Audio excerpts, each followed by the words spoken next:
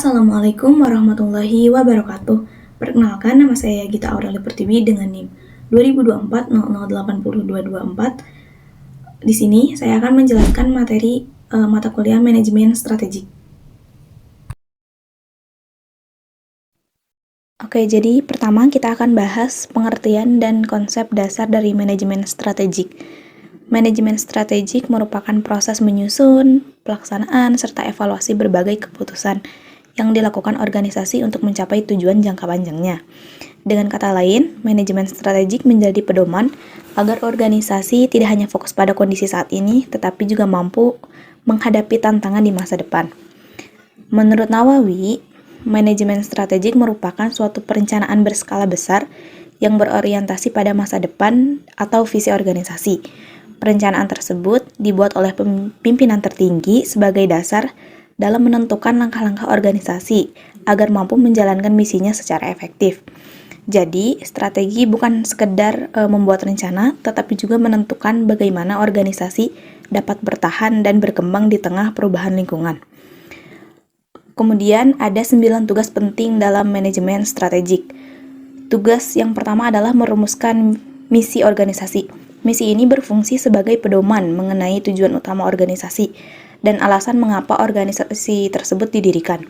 Tugas kedua adalah mengembangkan profil perusahaan. Pada tahap ini, organisasi mengidentifikasi kekuatan, kelemahan, sumber daya, budaya organisasi, serta kemampuan yang dimiliki.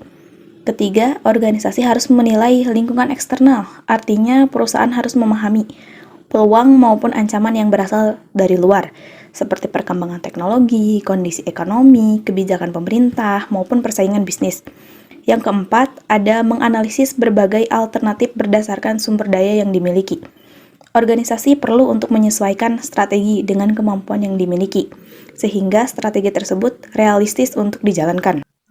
Kelima, yaitu mengidentifikasi alternatif strategi terbaik. Setelah semua pilihan dianalisis, perusahaan memilih strategi yang paling sesuai untuk mencapai tujuan perusahaan. Yang keenam adalah menentukan sasaran jangka panjang. Sasaran ini menjadi target yang ingin dicapai dalam beberapa tahun ke depan. Ketujuh, yaitu mengembangkan sasaran tahunan sebagai langkah-langkah kecil yang mendukung pencapaian tujuan jangka panjang. Yang kedelapan adalah mengimplementasikan strategi melalui pembagian tugas, penyusunan program kerja, serta pengalokasian anggaran. Sedangkan tugas terakhir adalah melakukan evaluasi terhadap seluruh proses strategik. Evaluasi dilakukan untuk mengetahui apakah strategi yang diterapkan sudah berhasil atau masih perlu dilakukan perbaikan.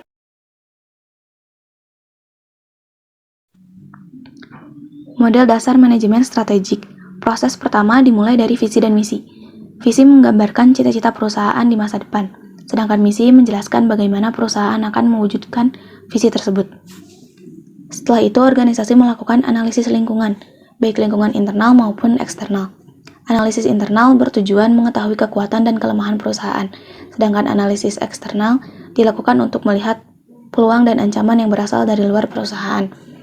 Hasil analisis tersebut menjadi dasar dalam menentukan pilihan strategi. Strategi yang dipilih kemudian diterjemahkan menjadi sasaran dan kebijakan yang lebih spesifik, sehingga dapat dilaksanakan oleh seluruh bagian organisasi. Tahap selanjutnya adalah implementasi strategi, yaitu pelaksanaan seluruh rencana yang telah disusun. Tidak berhenti di sana, organisasi juga perlu untuk melakukan evaluasi terhadap hasil pelaksanaan dari strategi. Jika ditemukan kekurangan, maka hasil evaluasi tersebut menjadi umpan balik untuk memperbaiki strategi berikutnya. Karena itu, manajemen strategik merupakan proses yang bersifat terus-menerus atau berkesinambungan. Ciri keputusan strategik. Keputusan strategik biasanya membutuhkan persetujuan manajemen puncak, menggunakan sumber daya dalam jumlah besar, berdampak pada jangka panjang, berorientasi pada masa depan, melibatkan banyak fungsi perusahaan, dan mempertimbangkan perubahan lingkungan eksternal. Keberhasilan suatu perusahaan sendiri dapat diukur melalui 4 indikator utama, yaitu memperoleh keuntungan, mengalami pertumbuhan yang berkelanjutan, memiliki keunggulan bersaing, dan mampu mempertahankan posisi bisnisnya. Sebagai contoh adalah Amazon, yang CEO-nya adalah Andy Jassy, lahir di 13 Januari 1968 di Amerika Serikat, lulusan Harvard University. bergabung sejak Juli 1997 dan menjabat menjadi CEO sejak 2021, menggantikan Jeff Bezos. Dia adalah penggagas Amazon Web Services (AWS) pada 2003 yang kini menjadi pemimpin global cloud. Visi dan misi Amazon. Visinya adalah menjadi perusahaan paling berorientasi pada pelanggan di dunia. Misinya adalah menyediakan harga terjangkau, pilihan luas, dan kenyamanan via teknologi dan logistik digital. Berinovasi menjadi layanan baru, membangun infrastruktur digital global untuk mendukung perkembangan bisnis. Evolusi manajemen strategik dari perusahaan Amazon 1994 sampai 2002, awal mula e-commerce, perintisan tren belanja dunia dimulai dari toko buku online. 2003 sampai 2015, transformasi teknologi, peluncuran AWS. Tahun 2006 mengubah identitas dari retailer menjadi perusahaan infrastruktur teknologi. 2016 sampai 2020, ekspansi ke sektor streaming, Prime Video, periklanan, smart device, Alexa, dan global logistik. 2021 sampai sekarang, era NDJC berfokus pada restrukturisasi, efisiensi operasional, dan pengembangan AI. Selanjutnya, kita akan membahas perspektif umum manajemen strategik. Konsep manajemen strategik mulai berkembang pada akhir tahun 1950-an melalui pemikiran Alfred Candler. Beliau menjelaskan bahwa strategi adalah penetapan tujuan jangka panjang beserta tindakan dan alokasi sumber daya untuk mencapainya. Kemudian, perkembangan berikutnya ditandai dengan berdirinya Boston Consulting Group yang memperkenalkan berbagai alat analisis strategi seperti Experience Curve dan Grow Share Matrix. Dalam praktiknya, manajemen strategik terdiri dari 3 tingkatan. Pertama adalah tingkat korporat, yaitu strategi yang dibuat oleh manajemen puncak untuk menentukan arah perusahaan secara keseluruhan. Yang kedua adalah tingkat unit bisnis, yaitu strategi yang disusun agar setiap unit bisnis mampu bersaing di pasar masing-masing. Dan yang ketiga adalah tingkat fungsional, yaitu strategi yang diterapkan pada setiap bagian, seperti pemasaran, keuangan, produksi, maupun sumber daya manusia. Selain itu, terdapat 5 tugas utama seorang manajer strategik. Pertama, mengembangkan visi dan misi. Kedua, menetapkan tujuan perusahaan. Ketiga, menyusun strategi untuk mencapai tujuan tersebut. Keempat, melaksanakan strategi yang telah dibuat. Dan terakhir adalah mengevaluasi hasil pelaksanaan strategi, sehingga perusahaan dapat terus melakukan perbaikan. Kelima tahapan ini membentuk siklus yang berlangsung secara terus-menerus agar organisasi mampu beradaptasi terhadap perubahan lingkungan.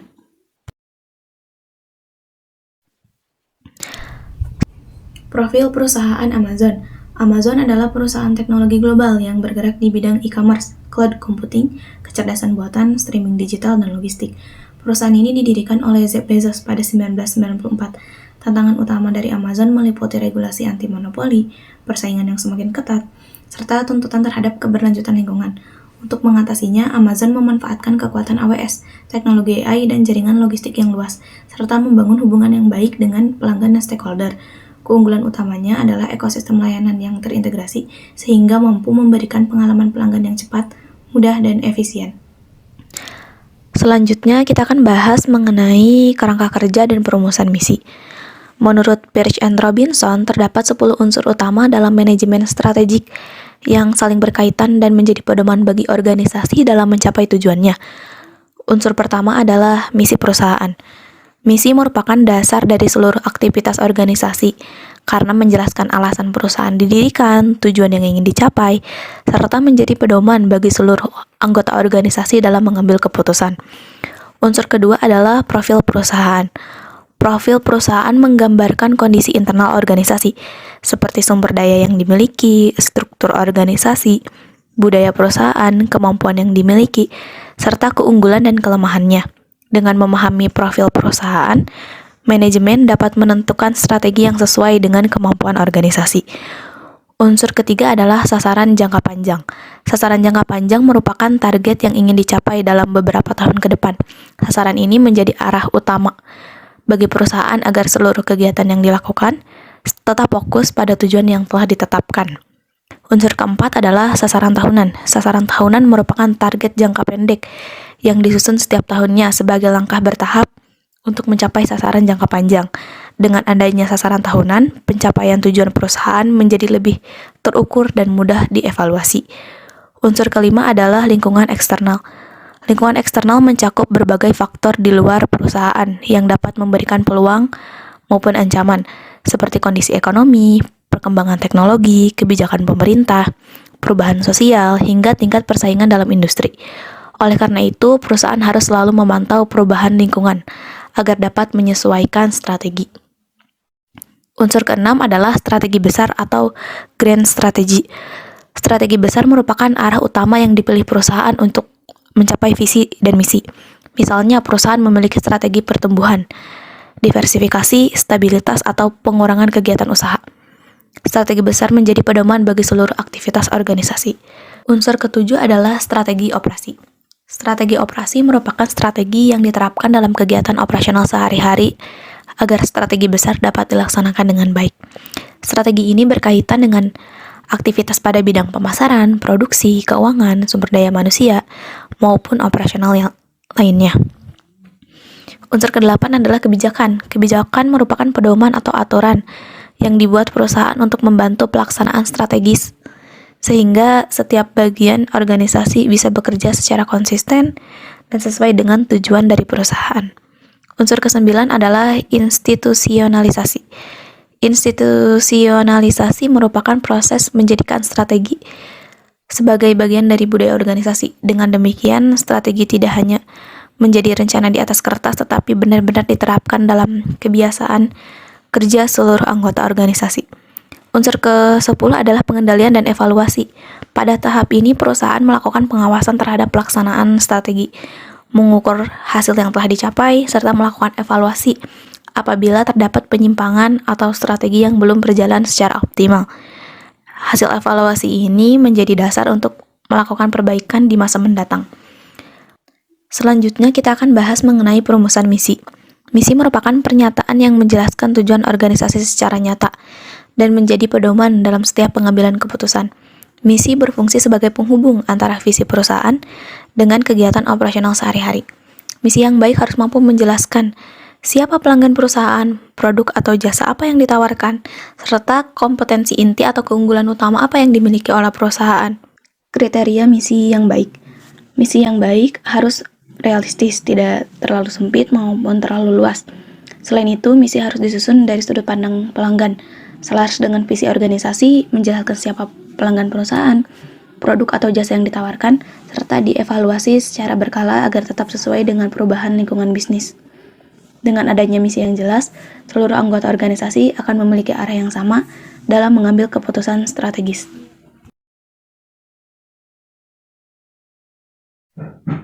Selanjutnya adalah analisis SWOT. SWOT merupakan singkatan dari Strength, Weakness, Opportunity, and Threats. Analisis ini digunakan untuk membantu perusahaan memahami kondisi internal maupun eksternal sebelum menentukan strategi yang akan diterapkan. Komponen pertama adalah strength atau kekuatan. Kekuatan merupakan segala keunggulan yang dimiliki perusahaan dibanding pesaing. Misal, kualitas produk, merek yang sudah dikenal masyarakat, teknologi yang lebih maju, sumber daya manusia yang kompeten, atau kondisi keuangan yang kuat. Kekuatan inilah yang harus dipertahankan dan dimanfaatkan sebagai modal utama dalam bersaing. Komponen kedua adalah weakness atau kelemahan. Kelemahan adalah faktor internal yang dapat menghambat pencapaian tujuan perusahaan, seperti keterbatasan modal, teknologi yang masih tertinggal, kualitas SDM yang belum optimal, atau sistem manajemen yang kurang efektif. Dengan mengetahui kelemahan, perusahaan dapat menyusun langkah perbaikan. Selanjutnya adalah opportunities atau peluang. Peluang berasal dari lingkungan eksternal yang dapat dimanfaatkan perusahaan. Misalnya, peningkatan permintaan pasar, perkembangan teknologi digital, perubahan gaya hidup masyarakat, atau adanya kebijakan pemerintah yang mendukung suatu sektor usaha. Dan yang terakhir adalah threats atau ancaman. Ancaman merupakan faktor eksternal yang dapat mengganggu keberlangsungan perusahaan, seperti munculnya pesaing baru, perubahan regulasi pemerintah, kondisi ekonomi yang tidak stabil, atau perubahan preferensi konsumen. Asumsi dasar dari SWOT adalah bahwa perusahaan harus mampu menyesuaikan kondisi internal dengan lingkungan eksternal agar strategi yang dihasilkan benar-benar efektif. Namun, SWOT juga memiliki beberapa keterbatasan. Pertama, analisis ini sering terlalu menekan faktor-faktor internal sehingga ancaman dari luar kurang diperhatikan. Kedua, SWOT bersifat statis sehingga kurang mampu menggambarkan perubahan lingkungan yang sangat cepat. Ketiga, perusahaan kadang terlalu fokus pada satu aspek saja sehingga mengabaikan faktor lainnya. Maka dari itu, SWOT sebaiknya digunakan bersama alat analisis lain agar hasil perencanaan strategi menjadi lebih komprehensif. Analisis SWOT dan implementasi Amazon. Strength, logistik yang kuat dan AWS. Weakness, ketergantungan pada kurir dan tekanan kerja yang tinggi. Opportunities, ekspansi ke negara berkembang dan pemanfaatan AI.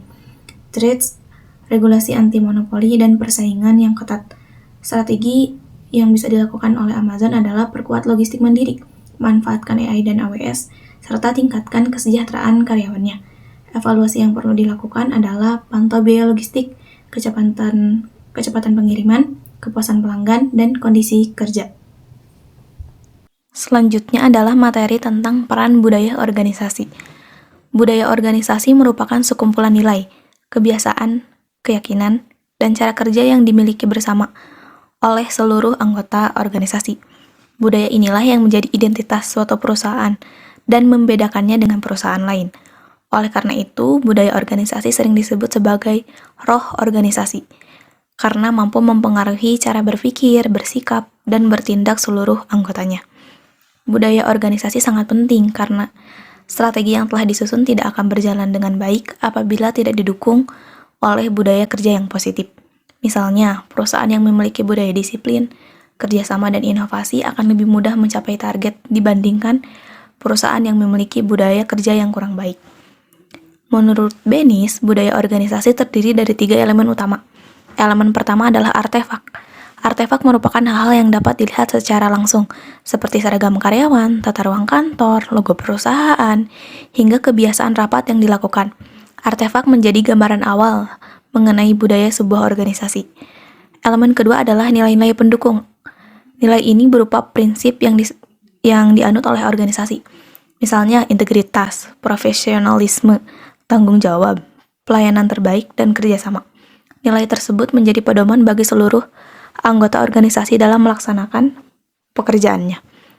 Elemen yang ketiga adalah asumsi tersirat. Asumsi ini merupakan keyakinan yang sudah melekat dalam diri anggota organisasi dan biasanya tidak tertulis. Contohnya adalah keyakinan bahwa pelanggan harus selalu menjadi prioritas atau bahwa kerjasama tim lebih penting daripada kepentingan individu. Selain itu, menurut Kotler dan Hesketh, budaya organisasi dibagi menjadi 3 kategori. Yang pertama adalah strong culture atau budaya yang kuat. Budaya ini mampu meningkatkan motivasi, loyalitas, dan komitmen karyawan karena seluruh anggota memiliki nilai yang sama dalam bekerja. Yang kedua adalah adaptive culture atau budaya yang adaptif. Budaya ini membuat organisasi lebih siap untuk menghadapi perubahan lingkungan bisnis, perkembangan teknologi, maupun perubahan kebutuhan pelanggan. Budaya adaptif sangat penting di era persaingan yang semakin cepat. Sedangkan yang ketiga adalah low performance culture, yaitu budaya yang menyebabkan organisasi sulit berkembang. Biasanya budaya ini muncul karena perusahaan terlalu bangga dengan keberhasilan di masa lalu sehingga menolak perubahan atau ide-ide baru. Jadi bisa disimpulkan bahwa budaya organisasi merupakan salah satu faktor yang penting yang mendukung keberhasilan implementasi strategi perusahaan. Budaya organisasi di Amazon. Budaya Amazon berfokus pada pelanggan, inovasi, tanggung jawab, dan standar kerja yang tinggi. Tantangannya adalah tekanan kerja, burnout, dan kurangnya work-life balance. Solusinya adalah dengan meningkatkan kesejahteraan, komunikasi, dan sistem penghargaan bagi karyawan. Selanjutnya, kita akan membahas mengenai peran riset dalam manajemen strategi. Dalam dunia bisnis, setiap keputusan harus didasarkan pada informasi yang akurat. Oleh karena itu, perusahaan memerlukan riset agar keputusan yang diambil tidak hanya berdasarkan dugaan atau perkiraan. Tujuan pertama riset adalah untuk meminimalkan resiko kegagalan. Dengan melakukan riset, perusahaan dapat mengetahui kondisi pasar sehingga dapat mengurangi kemungkinan pengambilan keputusan yang salah. Tujuan kedua adalah memantau pelaksanaan rencana. Melalui riset, perusahaan dapat mengetahui apakah strategi yang telah diterapkan berjalan sesuai target atau masih perlu diperbaiki. Tujuan ketiga adalah menyediakan informasi bagi pengambil keputusan. Data hasil riset menjadi dasar bagi manajemen dalam menentukan kebijakan maupun strategi bisnis. Tujuan keempat adalah memberikan landasan dalam menentukan sasaran perusahaan. Dengan memahami kondisi pasar dan kebutuhan pelanggan, perusahaan dapat menetapkan target yang lebih realistis. Sedangkan tujuan kelima adalah mengukur dan mengevaluasi kinerja perusahaan. Hasil evaluasi tersebut nantinya digunakan untuk melakukan perbaikan pada periode berikutnya. Selanjutnya, yaitu Sistem Informasi Manajemen atau SIM. SIM merupakan sistem yang dirancang untuk menyediakan berbagai informasi, baik dari dalam maupun luar perusahaan, sehingga manajemen dapat mengambil keputusan secara cepat dan tepat. Contohnya adalah data penjualan, laporan keuangan, data pelanggan, hingga informasi mengenai pesaing. Kemudian terdapat proses riset bisnis yang terdiri dari 5 tahapan. Tahap pertama adalah pendefinisian masalah. Tahap ini perusahaan menentukan masalah utama yang ingin diselesaikan. Tahap kedua yaitu pemeriksaan data sekunder, yaitu mencari informasi yang sudah tersedia, misal dari laporan perusahaan, jurnal, atau data pemerintah. Tahap ketiga adalah pengumpulan data primer, yaitu memperoleh data secara langsung melalui survei, wawancara, observasi, atau kuesioner. Tahap keempat yaitu analisis data. Seluruh data yang telah dikumpulkan kemudian diolah untuk menemukan solusi terhadap masalah yang dihadapi. Tahap terakhir adalah penyusunan rekomendasi dan implementasi. Berdasarkan hasil analisis tersebut, perusahaan menentukan strategi yang akan ditetapkan. Dengan demikian, riset menjadi dasar yang sangat penting untuk menyusun strategi bisnis agar keputusan yang diambil lebih objektif dan juga tepat sasaran. SDM dan rekrutmen di Amazon. Amazon menghadapi turnover yang tinggi dan kebijakan kerja yang kontroversial. Rekrutmen menggunakan sistem Baracer untuk mendapatkan kandidat terbaik. Solusinya adalah dengan meningkatkan kompensasi, penerapan kerja hybrid, dan penyediaan program reskilling. Selanjutnya adalah materi mengenai manajemen sumber daya manusia strategik atau MSDM strategik. Pada masa lalu, dalam konsep manajemen personalia, karyawan lebih dipandang sebagai faktor produksi atau biaya yang harus dikeluarkan oleh perusahaan. Namun, paradigma tersebut kini telah berubah. Dalam MSDM strategik, karyawan dipandang sebagai aset utama, sekaligus mitra strategis bagi perusahaan. Hal ini karena keberhasilan suatu organisasi sangat dipengaruhi oleh kualitas sumber daya manusianya. Maka dari itu, perusahaan harus melakukan perencanaan SDM yang baik. Tahap pertama adalah melakukan strategic planning, yaitu menyusun arah atau tujuan pengelolaan sumber daya manusia agar selaras dengan strategi perusahaan. Tahap kedua adalah operational planning, yaitu menyusun program yang akan dilaksanakan untuk mencapai tujuan tersebut, seperti pelatihan, rekrutmen, maupun pengembangan karyawan. Tahap ketiga adalah human research planning, yaitu memperkirakan jumlah atau kualitas tenaga kerja yang dibutuhkan perusahaan di masa mendatang, agar perusahaan tidak kekurangan atau kelebihan tenaga kerja. Selanjutnya kita juga akan membahas daya saing perusahaan atau competitive advantage. Sebuah perusahaan dikatakan memiliki daya saing apabila mampu menawarkan sesuatu yang tidak dimiliki oleh pesaing, atau mampu melakukan sesuatu dengan lebih baik dibanding pesaingnya. Terdapat dua unsur utama keunggulan bersaing. Yang pertama tuh cost advantage, yaitu kemampuan perusahaan menghasilkan produk dengan biaya yang lebih rendah sehingga harga jual bisa lebih kompetitif. Yang kedua adalah differentiation advantage, yaitu kemampuan perusahaan untuk menciptakan keunikan pada produk atau layanannya. Keunikan tersebut dapat berupa kualitas produk, desain, inovasi, pelayanan, maupun citra merek yang sulit untuk ditiru oleh pesaingnya. Jadi, keberhasilan perusahaan saat ini tidak hanya ditentukan oleh teknologi atau modal, tetapi juga oleh kualitas sumber daya manusia yang dimiliki. Karyawan yang kompeten akan mampu menciptakan inovasi, meningkatkan produktivitas, dan membangun keunggulan bersaing yang berkelanjutan.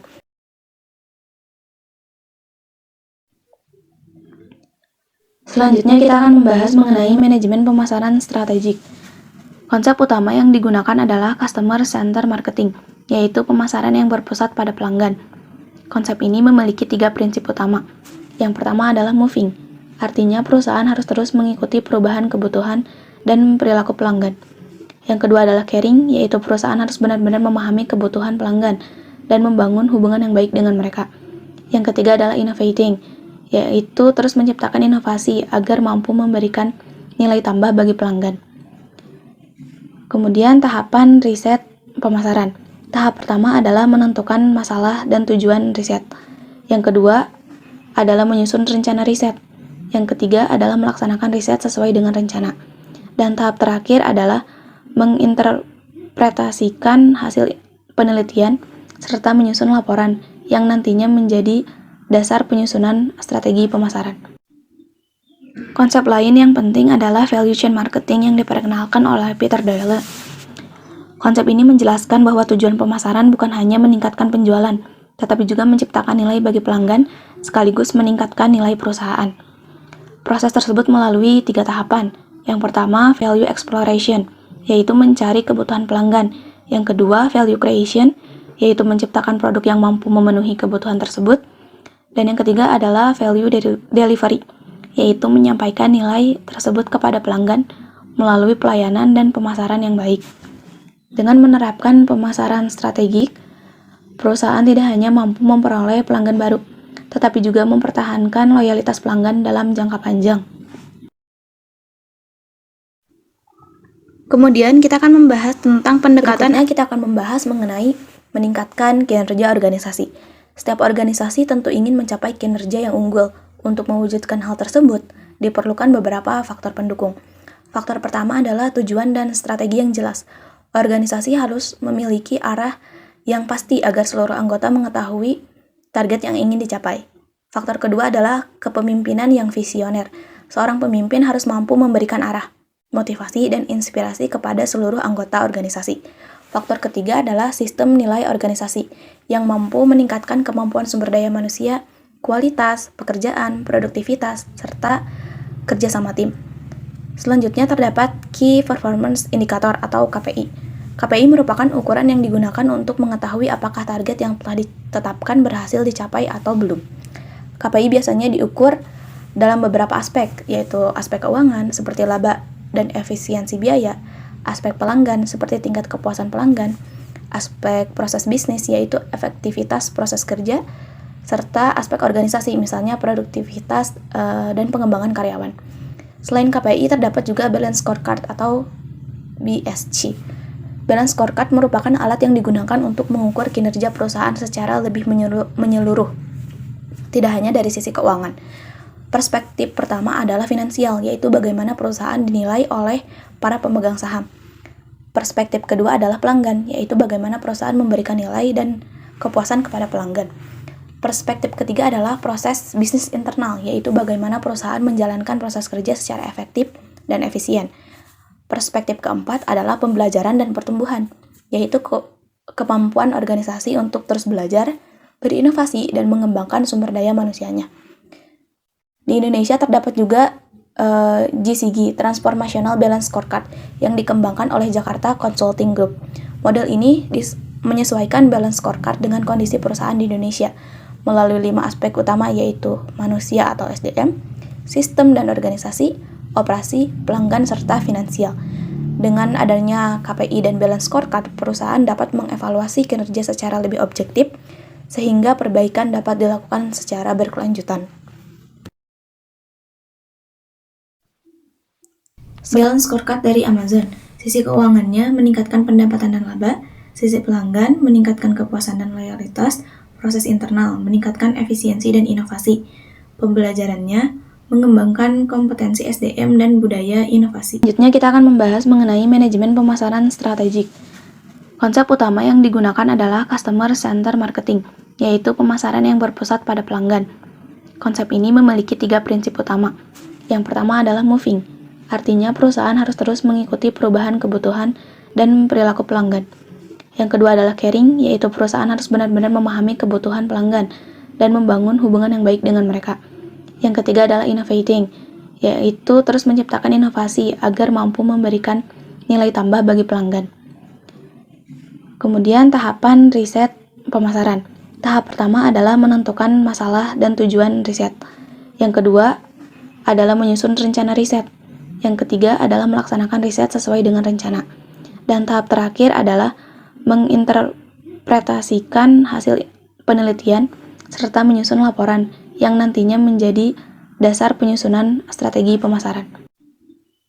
Konsep lain yang penting adalah value chain marketing yang diperkenalkan oleh Peter Doyle. Konsep ini menjelaskan bahwa tujuan pemasaran bukan hanya meningkatkan penjualan, tetapi juga menciptakan nilai bagi pelanggan sekaligus meningkatkan nilai perusahaan. Proses tersebut melalui 3 tahapan. Yang pertama, value exploration, yaitu mencari kebutuhan pelanggan. Yang kedua, value creation, yaitu menciptakan produk yang mampu memenuhi kebutuhan tersebut. Dan yang ketiga adalah value delivery, yaitu menyampaikan nilai tersebut kepada pelanggan melalui pelayanan dan pemasaran yang baik. Dengan menerapkan pemasaran strategik, perusahaan tidak hanya mampu memperoleh pelanggan baru, tetapi juga mempertahankan loyalitas pelanggan dalam jangka panjang. Kemudian kita akan membahas tentang pendekatan appreciative inquiry atau AI dalam manajemen strategik. Appreciative inquiry merupakan pendekatan dalam manajemen perubahan yang berfokus pada kekuatan, potensi, dan keberhasilan yang dimiliki organisasi. Berbeda dengan pendekatan yang hanya mencari masalah, AI mengajak organisasi untuk mengembangkan kelebihan yang sudah ada agar mampu menciptakan perubahan yang lebih positif dan berkelanjutan.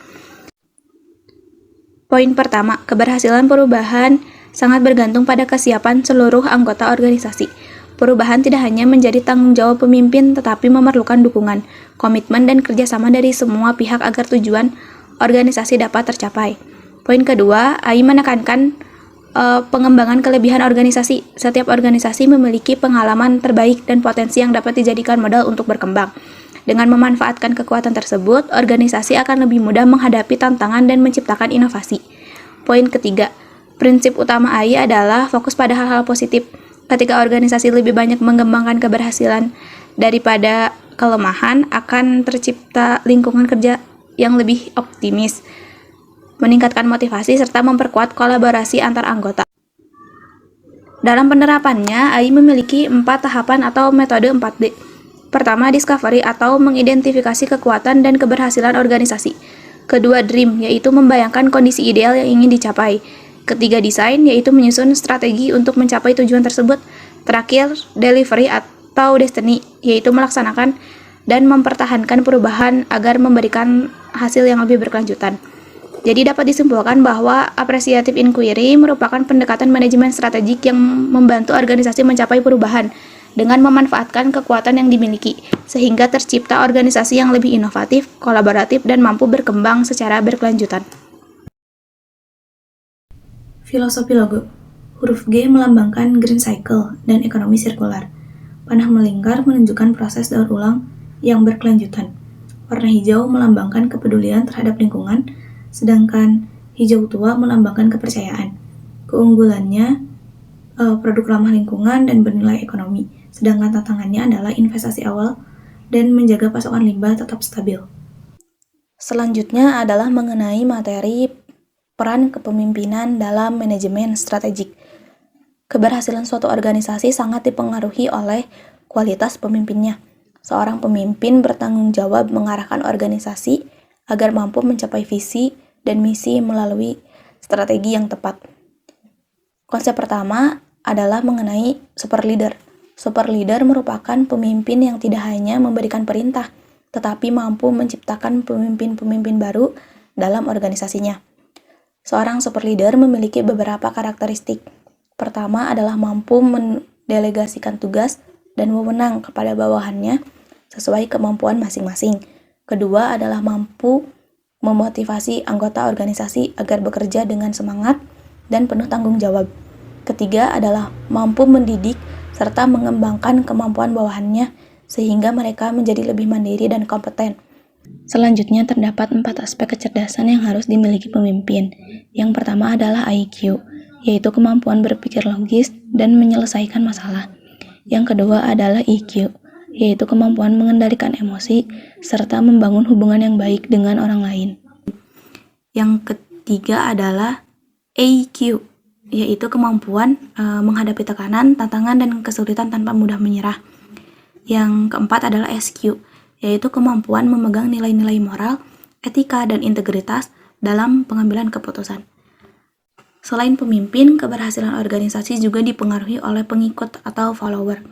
Follower bukan hanya menjalankan perintah, tetapi juga berperan sebagai pelaksana strategi, pemimpin bagi dirinya sendiri, sumber informasi, pemberi masukan, dan mitra bagi pemimpin. Selanjutnya dijelaskan juga mengenai siklus hidup organisasi, yaitu lahir, tumbuh, menua, dan akhirnya dapat mengalami penurunan apabila tidak mampu beradaptasi dengan perubahan. Terakhir adalah pola kepemimpinan menurut Tannenbaum. Menurut mereka, gaya kepemimpinan yang efektif bergantung pada 3 faktor, yaitu karakteristik pemimpin, karakteristik pengikut, dan situasi yang sedang dihadapi organisasi. Oleh karena itu, seorang pemimpin harus mampu menyesuaikan gaya kepemimpinannya dengan kondisi yang ada. Pemimpin yang baik bukan hanya mampu untuk mengarahkan organisasi, tetapi juga mampu untuk membangun tim yang kuat sehingga strategi perusahaan dapat dilaksanakan dengan baik. Profil kepemimpinan jika memiliki usaha di bidang daur ulang. Memimpin perusahaan daur ulang dengan visi ramah lingkungan, berfokus pada inovasi, kerjasama, dan keberlanjutan. Tujuannya menciptakan produk bernilai sekaligus menjaga lingkungan. Selanjutnya kita akan membahas mengenai manajemen strategik dalam transformasi organisasi. Dalam dunia bisnis, perubahan merupakan sesuatu yang tidak dapat dihindari. Perubahan teknologi, persaingan, kondisi ekonomi, maupun kebutuhan pelanggan mengharuskan perusahaan untuk terus beradaptasi. Apabila perusahaan tidak mampu mengikuti perubahan tersebut, maka kinerjanya akan menurun. Salah satu strategi yang digunakan ketika perusahaan mengalami penurunan kinerja adalah strategi putar haluan atau turnaround strategi. Turnaround merupakan upaya perusahaan untuk memperbaiki kondisi bisnis agar dapat kembali tumbuh dan bersaing. Biasanya turnaround dilakukan ketika perusahaan mengalami penurunan laba, arus kas yang memburuk, kehilangan pelanggan, atau bahkan mulai mengalami kerugian. Keberhasilan turnaround sangat bergantung pada karakteristik pemimpin transformasional. Seorang pemimpin transformasional harus berani mempertanyakan cara kerja lama, mengevaluasi kebijakan yang sudah tidak efektif, serta mampu membawa organisasi menuju perubahan yang lebih baik. Pemimpin juga harus mampu mengajak seluruh anggota organisasi agar memiliki semangat yang sama dalam menghadapi perubahan. Ada beberapa tanda bahwa organisasi membutuhkan turnaround. Pertama adalah penurunan laba dan arus kas, yang menunjukkan kondisi keuangan perusahaan mulai memburuk. Kedua adalah kehilangan pangsa pasar, yaitu ketika pelanggan mulai beralih kepada pesaing. Ketiga adalah produktivitas yang menurun, sehingga hasil kerja perusahaan menjadi kurang optimal. Keempat adalah rendahnya moral atau semangat kerja karyawan, yang dapat menyebabkan menurunnya kualitas pelayanan maupun produktivitas. Kelima adalah struktur organisasi atau proses kerja yang tidak lagi lincah, sehingga perusahaan sulit merespon perubahan lingkungan bisnis. Agar transformasi berjalan dengan baik, organisasi harus memiliki 7 aspek kesiapan perubahan. Aspek pertama adalah persepsi terhadap kesiapan perubahan, yaitu kesadaran seluruh anggota organisasi bahwa perubahan memang diperlukan. Aspek kedua adalah pemahaman terhadap visi perubahan, sehingga semua orang mengetahui arah yang ingin dicapai. Aspek ketiga adalah rasa saling percaya dan kerjasama. Kepercayaan adalah faktor penting agar proses perubahan berjalan lancar. Aspek keempat adalah inisiatif perubahan, yaitu keberanian setiap individu untuk ikut berpartisipasi dalam perubahan. Aspek kelima adalah dukungan dari manajemen, terutama pimpinan yang harus memberikan contoh dan komitmen. Aspek keenam adalah penerimaan terhadap perubahan, yaitu kesiapan seluruh anggota organisasi untuk menerima cara kerja baru. Sedangkan aspek ketujuh adalah pengelolaan perubahan, yaitu bagaimana perubahan direncanakan, dilaksanakan, dipantau, dan dievaluasi secara berkelanjutan. Jadi, transformasi organisasi bukan hanya mengubah strategi, tetapi juga mengubah pola pikir, budaya kerja, dan cara organisasi beradaptasi terhadap perubahan. Perencanaan strategi PT Green Cycle Nusantara. Visinya menjadi perusahaan daur ulang plastik terbesar di Indonesia. Strateginya melalui inovasi produk dan kemitraan dengan bank sampah. Targetnya meningkatkan kapasitas produksi, memperluas pasar, dan memperoleh sertifikasi ISO. Kemudian kita juga akan membahas mengenai eksekusi strategi. Dalam manajemen strategik, menyusun strategi saja tidak cukup. Strategi yang baik akan menjadi sia-sia apabila tidak dilaksanakan dengan baik juga. Maka dari itu, terdapat perbedaan antara strategi dan eksekusi. Strategi menjelaskan kemana organisasi akan menuju, sedangkan eksekusi menjelaskan bagaimana cara mencapai tujuan tersebut. Dengan kata lain, strategi memberikan arahan, sedangkan eksekusi merupakan tindakan yang nyata dilakukan untuk mewujudkan strategi tersebut. Selain itu, perusahaan juga harus menetapkan manajemen resiko. Resiko pertama adalah resiko yang dapat dicegah, misalnya kesalahan prosedur kerja atau kelalaian karyawan. Resiko ini dapat dikurangi melalui pengawasan dan penerapan standar operasional. Resiko kedua adalah resiko strategi, yaitu resiko yang muncul karena strategi yang dipilih ternyata kurang tepat atau tidak sesuai dengan kondisi perusahaan. Resiko ketiga adalah resiko eksternal, yaitu resiko yang berasal dari luar perusahaan seperti perubahan ekonomi, kebijakan pemerintah, perkembangan teknologi, maupun bencana alam. Menurut Kaplan dan Norton, terdapat 4 tahapan yang dapat menghubungkan strategi dengan pelaksanaan operasional. Tahap pertama adalah membangun strategi, yaitu menentukan visi, misi, dan tujuan dari perusahaan. Tahap kedua adalah merencanakan strategi, yaitu menyusun program kerja dan target yang akan dilaksanakan. Tahap ketiga adalah memantau dan mempelajari hasil pelaksanaan strategi, sehingga perusahaan mengetahui apakah target telah tercapai. Tahap keempat adalah menguji dan menyesuaikan strategi. Apabila terdapat perubahan kondisi atau hasil yang belum sesuai dengan harapan.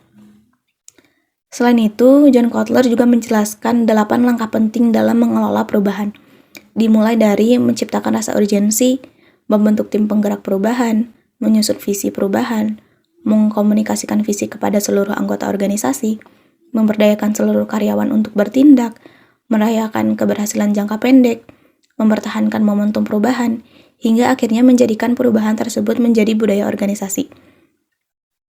Keberhasilan strategi tidak hanya ditentukan oleh kualitas perencanaannya, tetapi juga kemampuan organisasi dalam melaksanakan, mengawasi, dan menyempurnakan strategi tersebut secara berkelanjutan. Eksekusi strategi. Strategi dijalankan melalui komunikasi, penetapan KPI, dan alokasi sumber daya. Fokus pada produksi, pemasaran, dan kerjasama dengan berbagai pihak. Kinerja dipantau melalui dashboard KPI dan evaluasi rutin. Kemudian ada manajemen strategik kini dan esok. Perubahan lingkungan bisnis saat ini berlangsung sangat cepat akibat perkembangan teknologi, globalisasi, serta perubahan kebutuhan masyarakat. Karena itu, perusahaan dituntut untuk selalu beradaptasi. Beberapa isu penting yang harus diperhatikan antara lain desentralisasi organisasi, penyusunan ulang strategi bisnis, pengelolaan sumber daya manusia, pembentukan holding company, membangun organisasi yang sehat, mengelola kompleksitas bisnis, mengembangkan kewirausahaan, membangun budaya belajar, menjaga reputasi perusahaan, serta terus melakukan inovasi. Perusahaan yang sukses umumnya memiliki beberapa nilai inti yang selalu dipertahankan. Nilai tersebut menjadi pedoman dalam pengambilan keputusan meskipun lingkungan bisnis terus berubah. Selain itu, inovasi merupakan faktor yang sangat penting. Perusahaan yang tidak mampu melakukan inovasi akan sulit bersaing karena kebutuhan pelanggan selalu berubah dari waktu ke waktu. Oleh sebab itu, manajemen strategik bukan hanya tentang menyusun rencana, tetapi juga tentang bagaimana organisasi mampu belajar, beradaptasi, berinovasi, serta menjalankan strategi secara konsisten.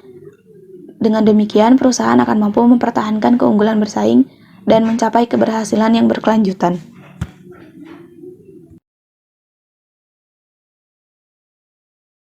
Strategi bisnis saat ini meningkatkan kualitas produk dan efisiensi 1-3 tahun ke depan, inovasi produk dan ekspansi pasar 3-10 tahun ke depan, transformasi menjadi smart factory berbasis AI dan ekonomi sirkular.